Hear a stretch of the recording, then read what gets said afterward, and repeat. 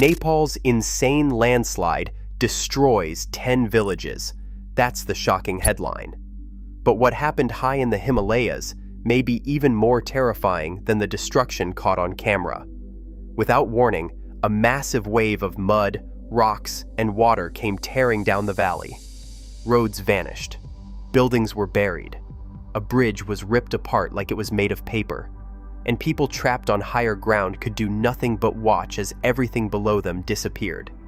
But this wasn't just a normal landslide. Far upstream, an ice collapse may have helped block a river, creating a temporary lake hidden in the mountains. Water kept building behind that natural barrier until something suddenly gave way. Then the entire valley became a deadly channel for mud, boulders, trees, and debris rushing straight toward communities downstream. And here's the terrifying part. The people in its path may have had almost no idea what was coming. So how did one collapse high in the Himalayas trigger a disaster powerful enough to tear apart an entire valley? And could anyone have stopped it? At 10:30 in the morning, something suddenly went wrong high in the mountains near the Nepal-Tibet border. Within minutes, a wall of mud, rocks, sand, and water came rushing down the valley with terrifying force. This was not a normal flood. The flow was thick, heavy, and packed with debris. In some places, the mud was reported to be around 1.5 meters deep. Roads disappeared. Buildings were surrounded. Shops near the border area were swallowed by brown water and dirt. And as the debris kept moving, even the river itself began to change. That is where the danger became much worse. When a huge amount of rock and mud blocks a river, water can start piling up behind it. The pressure keeps growing, but there is no concrete wall, no spillway, and no safe way to release that water. It is just a temporary barrier made by nature, and if it breaks, everything downstream can be hit at once. People in the valley had almost no control over what was happening. One moment, there were roads, bridges, homes, and businesses. The next, the landscape was turning into a moving field of mud and broken debris. Witnesses could only watch as the brown surge pushed forward, filling low areas and cutting across routes that had connected these communities. There was no escape from a force moving downhill with this much weight and speed. And mudslides like this are far more dangerous than ordinary water. The mud is dense. It can carry rocks, trees, metal, and pieces of buildings. Every object it picks up can become another weapon crashing into whatever is in the way. But the most frightening part was that this destruction was only the beginning of the story. The force tearing through the valley did not start where people could see it. Something had already happened farther upstream, high above the communities now being buried. And once that hidden chain reaction began, gravity did the rest. So what happened in the mountains that turned this river valley into a disaster zone in a matter of minutes? Far above the villages, the real disaster had already begun. According to the source, an ice collapse struck the upper reaches of Nepal's Botekoshi River. At first, that might sound like a problem limited to the mountains, but the collapse helped create something far more dangerous: a natural dam. Rock, ice, mud, and debris blocked the river and trapped water behind it. With nowhere to go, that water kept building, higher and higher, heavier and heavier. And this was not a normal dam built from concrete and steel. There were no gates, no spillways, no engineers controlling the pressure. The barrier was just a pile of loose material holding back an enormous amount of water. That meant one thing: if it failed, the water would not release slowly. It would explode downstream. Eventually, that temporary dam gave way. The trapped water burst through the blockage and raced down the steep Himalayan valley. But it did not stay clean for long. As it moved, it picked up mud, rocks, trees, broken debris, and anything else lying in its path. The farther it traveled, the more destructive it became. What started as released water turned into a thick, violent debris flow with enough force to crush structures and tear through roads.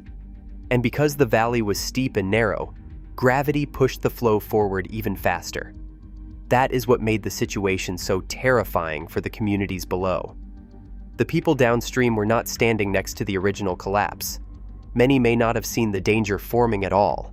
The disaster began far above them, hidden in the mountains, while the force was already building. By the time the debris flow came into view, the chain reaction was already in motion.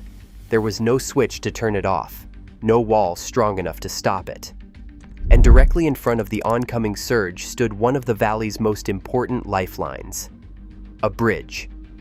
For the people who depended on it, that bridge meant escape, supplies, and connection. But within moments, the raging flow would test whether it could survive long. Then the debris flow reached the bridge. For the communities along this valley, that bridge was more than concrete and steel. It was a lifeline. People used it to move between towns, carry supplies, reach family members, and escape when roads became dangerous. Now a wall of mud, water, rocks, and broken debris was rushing straight toward it. At first, the bridge seemed strong enough to hold. Then the impact came. The flow slammed into the structure with enormous force. Water pushed against the supports while rocks and trees crashed into the sides. Every second added more pressure, and then the bridge gave way. In the footage, the structure is ripped apart and pulled into the torrent. Within moments, a route that had connected communities was gone. But losing the bridge created a second disaster. Without it, rescue teams faced longer routes. Supplies became harder to move.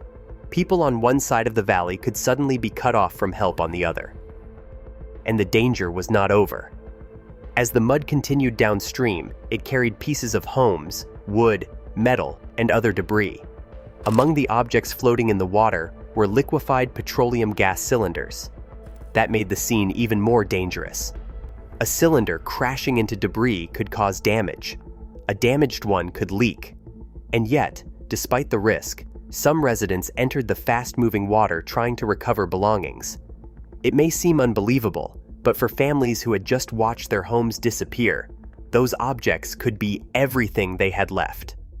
That desperation shows how quickly this disaster changed normal decisions. People were no longer thinking about comfort. They were thinking about survival, family, and whatever they could still save. But every step into that muddy water carried another risk. By now, the valley was covered in wreckage.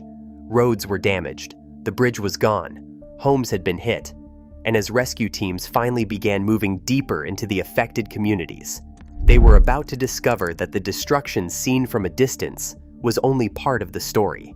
The human toll was becoming impossible to ignore.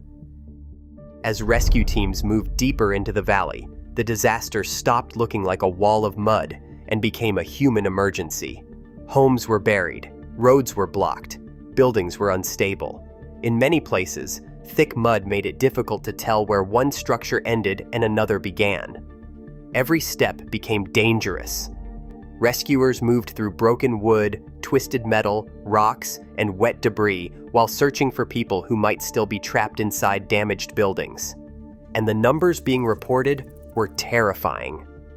According to the source, 558 people were listed as missing around the Gairong border crossing area of Tibet. In Nepal, 162 deaths were reported, while 484 tourists were also said to be missing. But those figures were not final. In a disaster, this large early numbers can change quickly. Roads can be cut off. Phone service can fail. Communities can become unreachable. Some people reported missing may later be found, while other losses may not be confirmed until rescue teams reach isolated areas. That uncertainty made the situation even more frightening. Families did not know who was safe. Rescue workers did not know what they would find behind the next wall of mud. Officials were still trying to understand how far the destruction had spread. Some of the hardest hit places were also the hardest to reach. In mountain regions, one broken road or bridge can leave entire communities cut off. Helicopters may help, but bad weather, steep terrain, and limited landing areas can slow everything down. Meanwhile, survivors trapped on higher ground could only look down at what remained below. The water had spared them, but not necessarily their homes. For many, the first moment of relief came with a second shock. They were alive, but the streets they knew were gone. Buildings were buried. Vehicles had disappeared into mud. The places they expected to return to no longer looked familiar. Rescue had become only the beginning. Because once the immediate danger started to pass, thousands of people had to face a harder question. What do you do when survival leaves you with almost nothing to go home to? For many survivors, the worst moment came after the water began to move away. From higher ground, people watched the valley below them disappear beneath mud, broken wood, rocks, and wreckage. Homes that had stood for years were buried in minutes. Shops vanished. Vehicles were pushed aside. Entire streets became impossible to recognize. And there was almost nothing anyone could do. A debris flow this powerful does not stop because people are watching. It does not slow down because a family is still inside a house. Once the mass begins moving downhill, gravity keeps pulling it forward. That helplessness made the disaster even harder to understand. A home is not just walls and a roof. It can hold family photos, savings, important papers, tools, furniture, and everything people have built over decades. Losing it in a few violent minutes can mean losing shelter, income, security, and the place where normal life was supposed to continue. Some residents could only stand above the destruction and watch. There was no safe road back down, no quick rescue, and no way to protect what the torrent had already reached right before their eyes. They had survived the flow, but they were watching their old lives disappear below them. Hours passed. According to the source, the mudslide continued for more than 10 hours before it slowly began to recede. At first, that should have felt like relief. The violent movement was finally slowing. The water was pulling back. The roar through the valley was beginning to fade. But then another reality appeared. As the mud dropped, the damage underneath became visible. Roads were buried. Ground floors disappeared beneath thick layers of silt. Cars were left twisted, crushed, or half covered. Buildings that were still standing looked as if the valley had risen around them. The disaster had stopped moving, but it had not ended. Now survivors had to look at what remained and begin asking impossible questions. Where would they sleep? What could still be saved?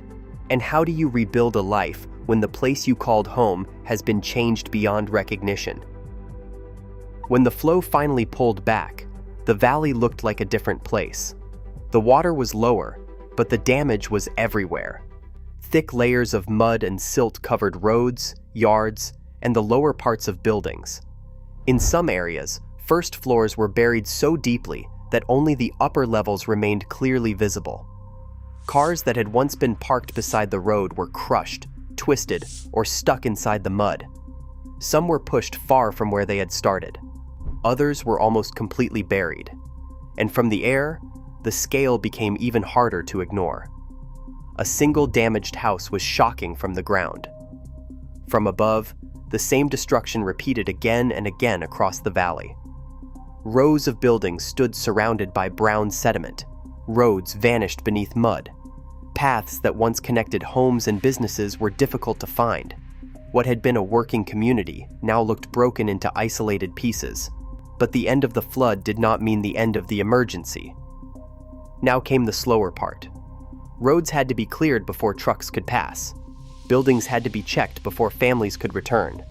Mud had to be removed from homes, shops, and public spaces. Damaged bridges and routes had to be inspected before rescue teams could move safely through the area. Every job depended on the one before it. If a road stayed blocked, supplies could not arrive. If a bridge stayed down, communities could remain cut off. If buildings were unstable, survivors could not safely go back inside. The disaster had changed from a fight against moving water into a fight against everything the water had left behind, and that could take far longer. The most unsettling part was how simple the chain now looked. A collapse high in the mountains, a blocked river, water building behind a natural barrier. Then a sudden release powerful enough to turn the valley below into a path of destruction. The torrent had stopped moving, but the damage showed just how quickly one hidden failure upstream could reshape everything downstream. And the rebuilding was only beginning now. What happened in this valley was not one single disaster. It was a chain reaction. High in the mountains, an ice collapse helped block the river. Water began collecting behind that natural barrier. Pressure built. Then the blockage failed, releasing a sudden rush of water downhill. But the water did not stay water for long. As it moved through the steep valley, it picked up mud, rocks, trees, metal, and broken pieces of buildings. The flow became heavier, faster, and far more destructive with every turn. That is what makes mountain disasters like this so dangerous. Steep slopes give water speed. Narrow valleys force that water into tight channels. And many roads, bridges, homes, and businesses are built close to rivers because flat land is limited. So when something fails upstream, the damage can travel far beyond the place where it started. One broken bridge can cut off a community. One blocked road can delay rescuers. One damaged route can stop food, medicine, and equipment from reaching people who need them most. And even after the main surge passes, the danger can continue. Residents may try to recover belongings from fast-moving water. Rescue teams may have to enter unstable buildings. Families may wait for news while roads remain buried and communication is limited. That is why the early missing person numbers reported in the source should be treated carefully. Some people may later be found. Others may remain unreachable for hours or days. The true human cost often becomes clear only after rescuers reach the hardest-hit areas. By then, the landscape tells its own story. Mud-covered streets, buried ground floors, wrecked vehicles, a destroyed bridge, homes standing in places that no longer look like neighborhoods.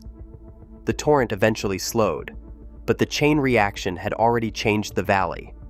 And for the people who survived it, the moment the mud stopped moving was not the end of the disaster. It was the beginning of the long fight to reconnect communities, find the missing, and rebuild what the mountains had taken away. And some scars could remain long after the roads reopen again. The mud has stopped moving, but for the people who lived through this disaster, nothing is truly over. What began high in the Himalayas became a chain reaction that tore through the valley below. An ice collapse helped block a river. Water built behind a temporary natural dam. Then that barrier failed, sending mud, rocks, trees, and debris crashing downstream with enough force to destroy roads, bury homes, and rip apart a bridge. In only a short time, places people knew by heart became almost unrecognizable. Now comes the part that will take far longer. Rescue teams must keep searching for the missing. Roads have to be cleared. Damaged buildings need to be checked. Bridges must be repaired or replaced. Families who lost homes, businesses, and belongings have to figure out where they will go next. And for many survivors, the hardest part may not be what happened during the landslide. It may be what comes after. A destroyed road can be rebuilt. Mud can be removed. A bridge can rise again. But fear, loss, and the memory of watching an entire valley change in front of you can stay for years. That is what makes this disaster so difficult to forget. It was not just one wall of mud. It was a warning of how quickly a hidden event in the mountains can become a crisis for communities far downstream. The people below may never see the moment the danger begins. They may only see the result when the river suddenly changes. The ground starts moving, and everything familiar disappears. The torrent eventually slowed. The water pulled back. But the destruction it left behind will not disappear nearly as fast. For the communities now facing recovery, survival was only the first step. The next challenge is rebuilding homes, reconnecting roads, finding the missing, and somehow creating a future in a valley that no longer looks the same. The landslide may be over, but for those who survived it, the real fight is only beginning. One question remains: how can communities prepare when the next threat begins hidden above them? And that question matters far beyond one valley. Across the Himalayas, communities live beneath steep slopes, glaciers, rivers, and narrow mountain passes that can change quickly when nature becomes unstable. Most days, those rivers provide water, roads provide access, and bridges connect families to schools, markets, hospitals, and work. But in a disaster, those same lifelines can become weak points. A blocked river can build pressure without anyone downstream seeing it. A damaged bridge can isolate hundreds of people in seconds. A single landslide can cut the only road into a village and turn a rescue mission into a race against time. That is why warning systems matter. It is not enough to know that heavy rain is coming. People also need to know what is happening upstream. Is a river suddenly rising? Has a slope collapsed? Has debris blocked the channel? Is water building behind a natural dam? Those questions can mean the difference between an early evacuation and a last-minute escape. But technology alone cannot solve everything. Mountain communities also need clear evacuation routes, reliable communication, emergency supplies, and local plans that people understand before a disaster begins. Because when roads disappear and phone lines fail, the first people responding are often neighbors helping neighbors. That human response is one of the few hopeful parts of a story like this. In the middle of destruction, people still search for family members. Rescue workers enter dangerous areas. Communities share food, shelter, and information. Strangers help carry the injured. Families who have lost almost everything still try to protect one another. That does not erase the damage, but it shows what survival looks like after the cameras stop recording. The most dramatic footage may be the moment the bridge collapses or the mud tears through the valley. Yet the real story continues long after that moment. It continues when families return to homes filled with silt. It continues when workers dig roads out by hand. It continues when children ask when they can go home, and their parents do not know what to say. It continues when a village has to decide whether rebuilding in the same place is safe. And it continues every time clouds gather over the mountains and survivors remember what happened before. For them, the landscape itself may never feel completely ordinary again. A river is no longer just a river. A steep slope is no longer just part of the view. Every heavy storm can bring back the same question. Could it happen again? That is the lasting power of this disaster. It did more than destroy structures. It changed how people understand the ground beneath them and the mountains above them. The valley can be cleared, the bridge can be rebuilt, the roads can reopen. But trust in the landscape is harder to restore. And as recovery begins, that may be the greatest challenge of all. Rebuilding not only homes and roads, but the feeling that this valley can still be called home again.